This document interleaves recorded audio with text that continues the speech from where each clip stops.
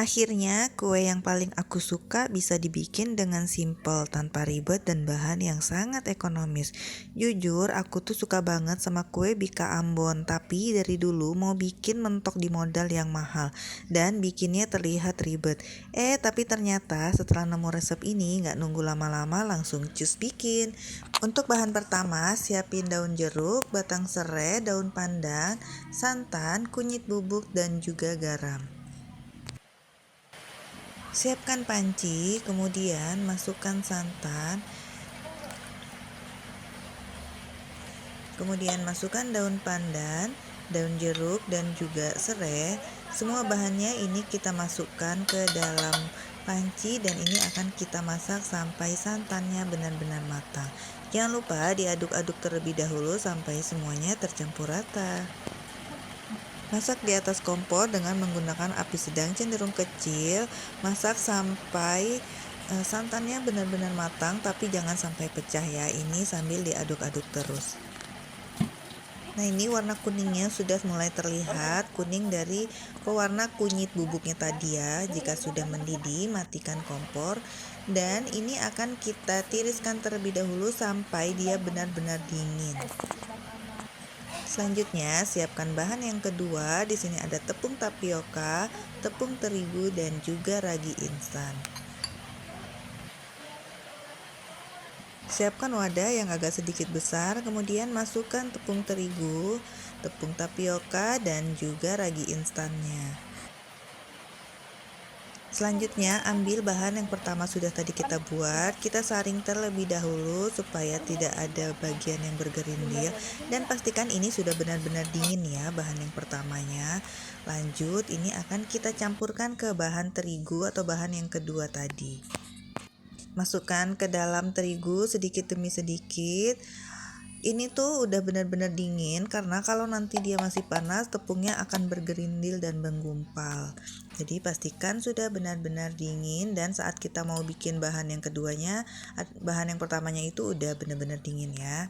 Aduk adonan hingga halus dan benar-benar licin. Ini cukup diaduk menggunakan whisker aja, nggak perlu pakai mixer sampai adonannya benar-benar halus dan licin. Kemudian ini bisa kita sisihkan terlebih dahulu sambil kita tutup dan kita diamkan sekitar 5 menitan sambil kita lihat raginya masih aktif atau tidak. Selanjutnya kita siapkan bahan ketiga. Di sini ada gula pasir, kental manis, margarin cair, telur, dan pasta vanila. Siapkan lagi wadah yang agak besar. Kemudian masukkan telur. Di sini aku pakai 3 butir telur utuh. Kemudian gula pasir, kental manis. Nah, untuk margarinnya ini nanti kita masukkan terakhir. Jangan lupa tambahkan pasta vanila supaya ada aroma wangi dan tidak terlalu amis rasanya.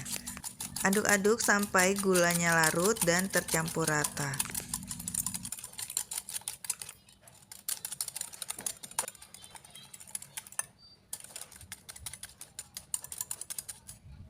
Jika sudah tercampur rata, kita ambil adonan yang pertama dan kedua yang sudah tercampur tadi. Nah, ini aktif ya untuk raginya, adonannya sudah mulai sedikit mengembang tapi belum terlalu mengembang. Kita aduk-aduk kembali. Kemudian masukkan adonan yang ketiga tadi ke dalam adonan yang pertama dan kedua. Ini semua adonannya udah kita campur semuanya.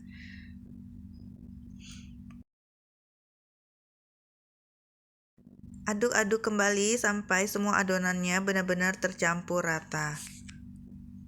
Jika sudah tercampur rata, kita masukkan yang terakhir, ini margarin cairnya. Kemudian kita aduk kembali semuanya sampai adonannya benar-benar tercampur rata kembali.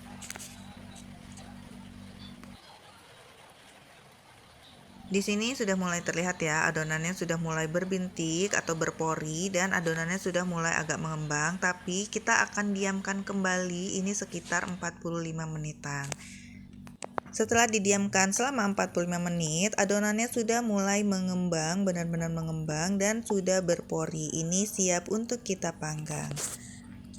Kita aduk-aduk terlebih dahulu sampai semuanya tercampur kembali dan tidak ada bagian tepung yang mengendap di bawah. Nah, ini tanda adonannya berhasil, dia berpori-pori, itu artinya adonannya mengembang nanti saat dipanggang. Panaskan cetakan, beri sedikit olesan minyak secara tipis aja, kemudian tuang adonan 3/4-nya aja, tidak usah terlalu penuh.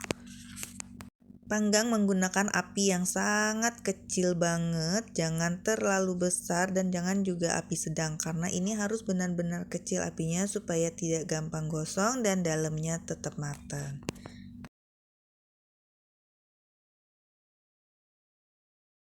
Kita tunggu adonannya ini sampai keluar buih-buih atau pori-pori. Kemudian jika sudah mengeluarkan pori, baru kita tutup adonannya. Ini tetap dengan menggunakan api yang kecil. Jika adonannya sudah tampak kering, ini sudah bisa kita angkat. Bisa kita lihat saat kita pegang adonannya tidak lengket di tangan sama sekali. Dan bagian bawahnya juga sudah berwarna kecoklatan. Jadi dia udah nggak lengket lagi sama sekali ya.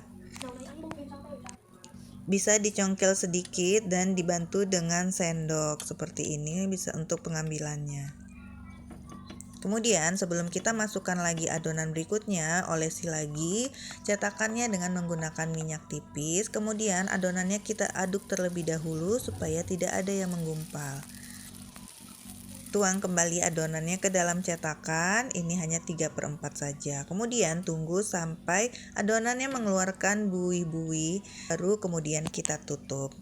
Setelah matang baru kita buka. Nah, ini dia hasilnya, cantik sekali kue bika Ambonnya. Saat dipegang kayak gini tuh dia lembut tapi kenyal, nggak bantet sama sekali karena tadi sudah kita tes raginya itu aktif dan bagus ya. Nah, teman-teman bisa lihat hasil pori-porinya dan ini berserat banget bagian dalamnya. Bika Ambonnya cantik banget, padahal ini tuh ekonomis banget, cuman pakai 3 telur aja, tapi rasanya nggak kalah dengan Bika Ambon yang menggunakan telur yang banyak dan yang bukan ekonomis. Ini tuh enak banget dan layak banget untuk dijual. Teksturnya juga lembut, kenyal, dan manisnya juga ini pas. Bagian bawahnya, kematangannya juga ini pas ya. Pori-porinya cantik banget, ini tuh mengembang dengan sempurna. Gimana? Bikinnya cukup gampang ya, dan bahannya juga cukup simple dan mudah didapat, dan nggak ribet banget.